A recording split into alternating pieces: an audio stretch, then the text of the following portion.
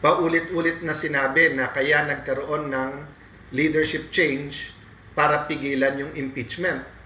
Pero nakita nyo naman po, Wednesday night, nung nakuha natin yung articles of impeachment, kahit na may kaguluhan sa Senate, tinapos po natin.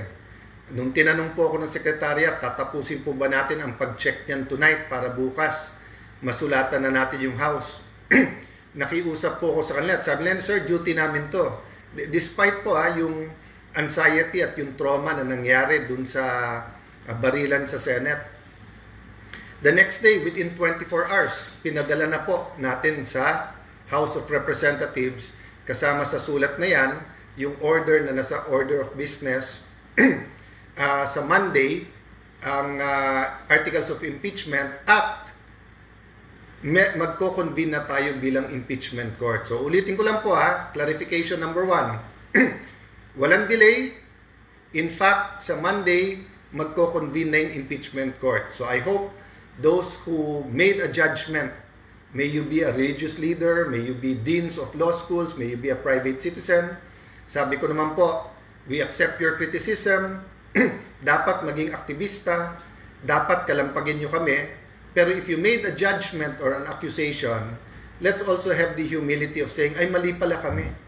Kasi kita nyo naman pala hindi totoo at propaganda lang at paninira sa bagong majority na yung impeachment ang main reason na pagpapalit, di ba?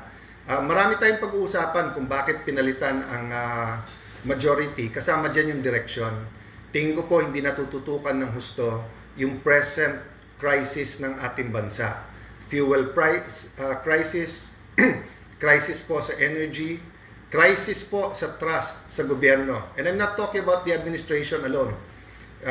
Trust in the legislature, in the House, the Senate, trust sa ating traditional media, trust sa social media, trust sa ating administrasyon, trust sa impeachment process.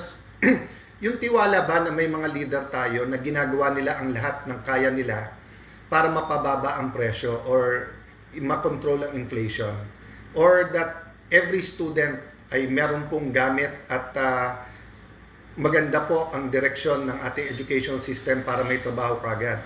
O yung tiwala po sa PhilHealth sa nangyaring mga budget scandal, or tiwala po sa DOH na parating may problema sa bidding at sa supply ng bakuna at ng gamot.